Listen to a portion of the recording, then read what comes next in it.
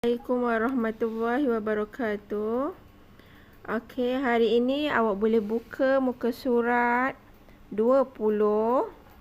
Kita akan tengok tajuk Ibdal wal I'lal. Okey. Ibdal wal I'lal. Okey, apa itu ibdal dan apa itu i'lal? Okey, jom kita tengok. Tengok terus kepada kaedah. Okey. Ini ibdal. Tengok contoh dia. Muddakir wastabir. Qala turasa ba'a dinara alij ashish. Dia ada jenis-jenis dia. Okey, kita tengok apa itu ibdal. Ibdal dari sudut bahasa ialah wada'a syai'un makana syai'un akhar. Meletakkan sesuatu di tempat sesuatu yang lain. Meletakkan sesuatu di tempat sesuatu yang lain.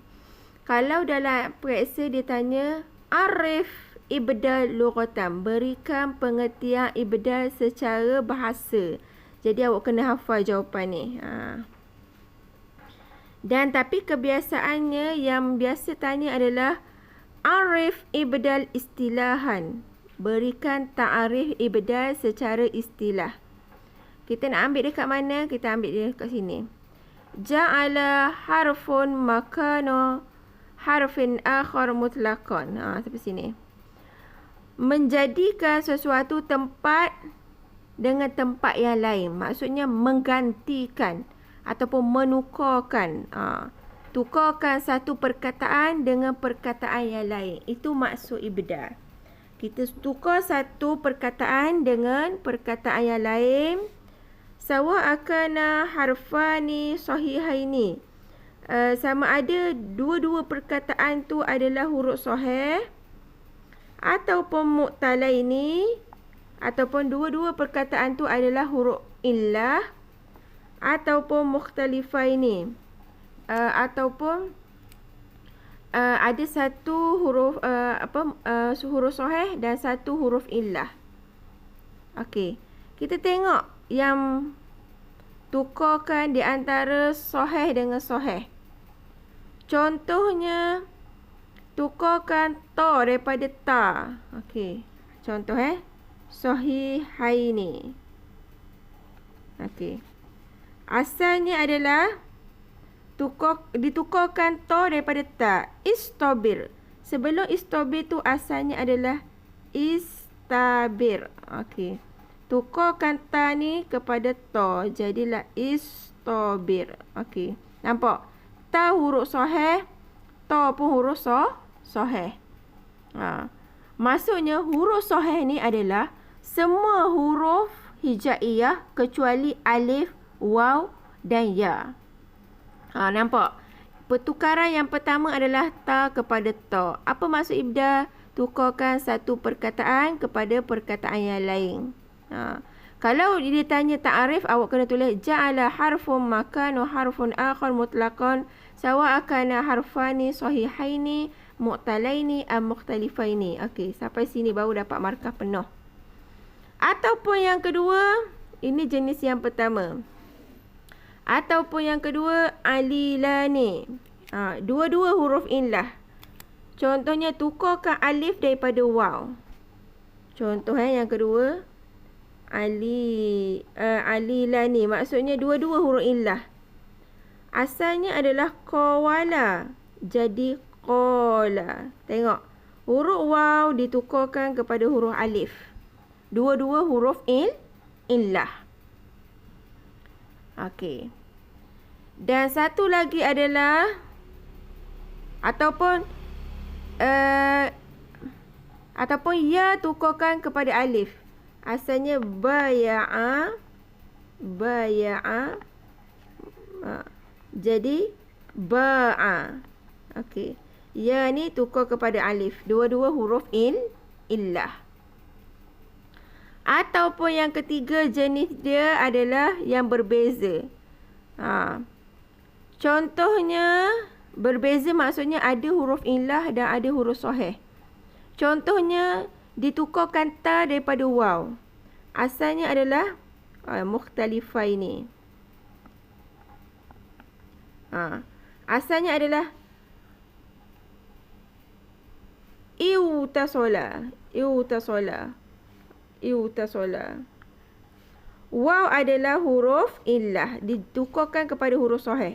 Jadilah ittasola. Okey, ittasola. Jadilah ittasola. Bila ada dua ta, jadi kita idghamkan dia jadi ittasola. Gitu. Ataupun satu lagi, asal dia adalah dinaron. Asalnya dinaron. Asalnya huruf sahih ditukarkan kepada huruf illah. Nun tukar kepada ya. Jadilah dinarun. Okey, dinarun. Faham Untuk ibdal, tukarkan satu perkataan kepada perkataan lain. Sama ada dua-dua perkataan tu huruf sahih. Huruf sahih ta tukar kepada ta. Ataupun dua-dua huruf illah. Huruf sahih ni semua huruf hijaiyah kecuali alif waw ya. Ataupun yang kedua, tukarkan dua-dua huruf illah. Tengok, qawala tukar kepada qala. Waw tukar kepada alif. Ya tukar kepada alif. Ataupun mukhtalifaini, dia berbeza. Dalam satu perkataan tu, ada illah dan ada sahih. Tengok ni. Illah tukar kepada sahih. Waw tukar kepada ta. Sama juga yang ni, sahih tukar kepada illah. Nun tukar kepada ya. Okey. Itu untuk pengertian. Dan yang kedua, jenis ibdal. Okey, jenis ibdal. Ibdal, dia boleh tanya tau. Uzkur anwa'ul ibdal. Sebutkan jenis ibdal. Yang pertama, qiyasi. Qiyasi. Apa maksud qiyasi? Mengikut kaedah. Contohnya, sama'un, bana'un, muddakir, muttasilun, turasun, qala, mala.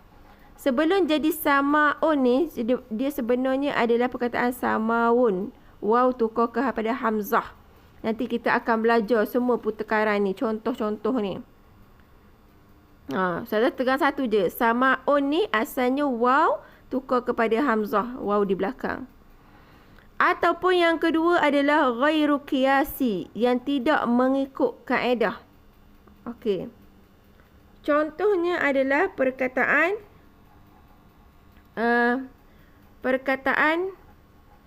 Alish dengan Ashish. Dia ni terkenal dalam kabilah Quda'ah. Dalam kabilah Quda'ah. Okey, dan last sekali adalah Syaz. Jarang-jarang. Contohnya Asilal. Okey.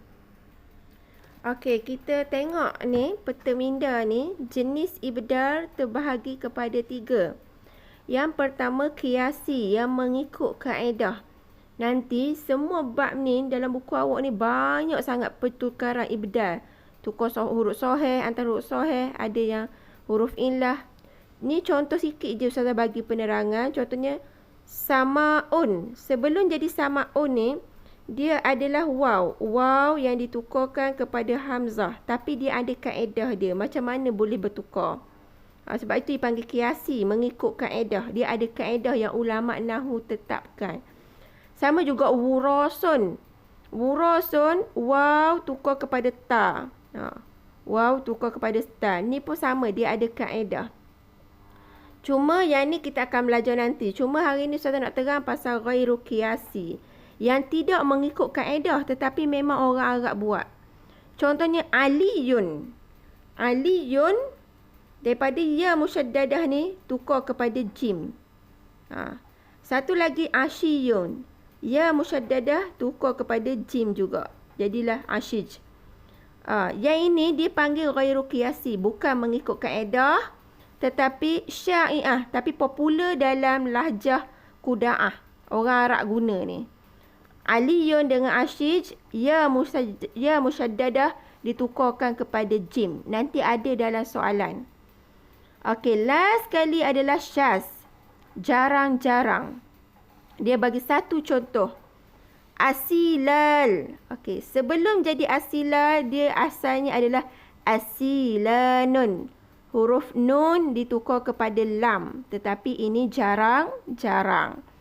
Okey, kalau ditanya uskur anwa'ul ibdal, sebutkan jenis ibdal.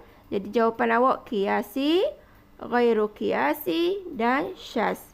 Okey, itu sahaja untuk hari ini. Syukran.